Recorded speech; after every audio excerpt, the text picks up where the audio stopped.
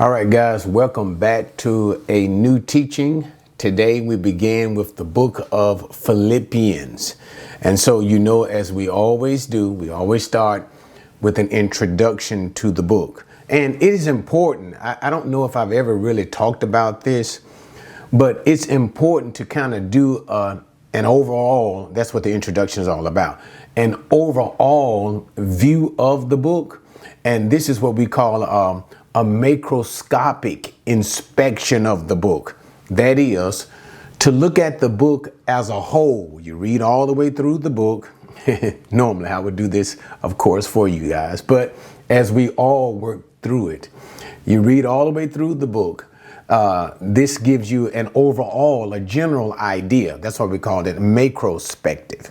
General idea of the book. And then as we work through the book, looking at the scriptures in particular, verse by verse, we get a microspective perspective of the book. And that is, we look intently at the verses themselves and you pull out more information. But all of it constitutes to the overall understanding of the book. But I won't go into all of that. I just want to emphasize to you that these introductions, even though, and they are for the most part brief, and this one will be pretty brief itself, what it entails and why it is important. But anyway, so Philippians, this is the book that we'll be doing today in our introduction of the book. So we want to start, as always, with the author of the book, and the book has a Pauline authorship. That is, it was written by the Apostle Paul. We see that in one of the very first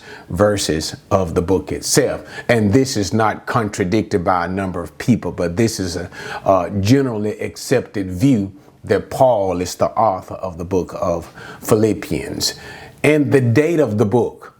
Now, the issue concerning the date of the book is clearly Philippians is a prison epistle.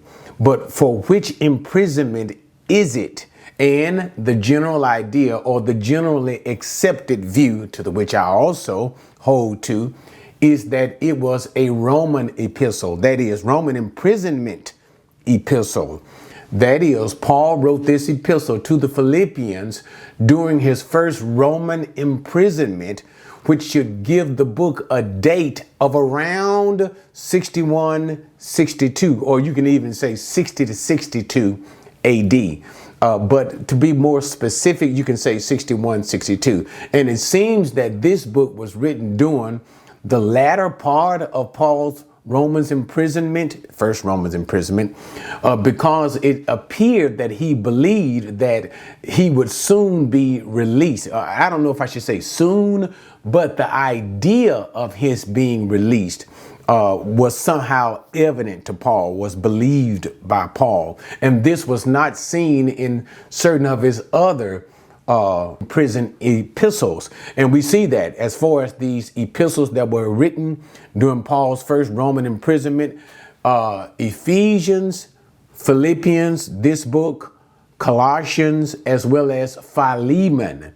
And Paul wrote these epistles during his first Roman imprisonment. But when we look in the book of Ephesians, Paul did not give any kind of hint to whether or not he would be released. But in this epistle, first chapter, we'll see as we get into the text, there seems to be Paul's idea that he would soon be or one day be released from this imprisonment. So therefore, we give it this latter part of 61, 62 AD, that latter part of the dating. Now, the purpose of this epistle, for the most part, the idea of this epistle in general is thank you. And we'll see that for the most part at the end of this very short epistle, because the Philippian church had sent several gifts twice to Paul. I think was it in Thessalonica when they sent twice to him, and then even once to when Paul was in Corinth. But we know of three particular gifts that the church has sent to him, along with one of the members of the church, Epaphroditus. We'll see all of this at the end of the epistle, that the Philippian church had sent carrying this gift to Paul, and also with the mindset to serve or to minister to Paul while he was imprisoned. So one of the primary purposes of this epistle that Paul wrote to them is to say, thank you for your generous support. And as we'll see, especially during the end of this epistle, this was a very giving church. And one of the reasons we can also see for the purposes of this letter is to encourage them to live Christian lives, All right. But now let's just simply move into the theme of this book. The theme of, when I say book, we understand it, the epistle. The theme, we can see there is a word that almost permeates this epistle, and that is joy. And so in the theme of the epistle, one of the resounding notes of Paul is about joy.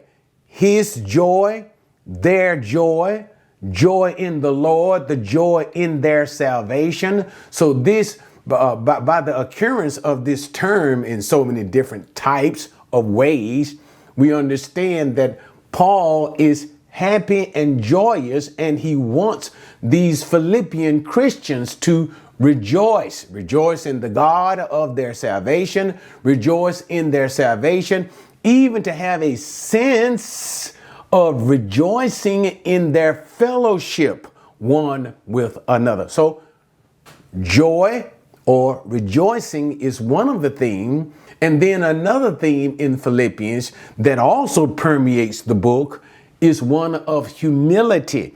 We see that in both. We see that really pushed as in the opening of chapter 1. We'll deal with all of that as we get into the epistle, not in this video. In chapter 1, when Paul introduces himself and how he addresses his letter to the particular ones in the church of Philippi. We'll talk about that. But humility. And then when we get into chapter 2, when Paul commands them to follow in the example of Christ Jesus himself. That is the example of humility. How Jesus, being in the very form of God, did not think it was something, that form of God that he had, to be grasped, to be held on to, but he voluntarily set it aside. He set these things aside, and he took on the form of a servant by becoming a human being, the condescension of God, the second person. So the idea is humility. And that's why he says, let this mind be in you, which was also in Christ Jesus. What mind? The mind of humility. So he basically talks about joy, humility, and then Christian living, keeping the bonds of peace in Christian living, especially the unity that God desires for the saints to have. All right. And finally, with all of that, let's talk a little bit about Philippi. All right. The particular church of Philippi. We see this in Acts 16, I believe. First beginning with Lydia, a seller of purple, and then a church forms later on in that particular region. But one thing to remember is this was a Roman colony. And in this Roman colony, they were given the freedoms as Roman citizens.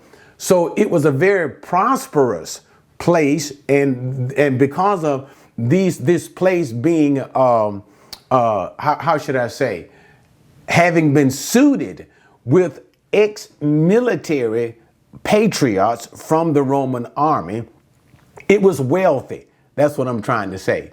It was a wealthy Roman colony. And so we can also see why they were enabled to do what? To minister to Paul, to send Paul all of these monetary gifts with the capacity that they did. All right.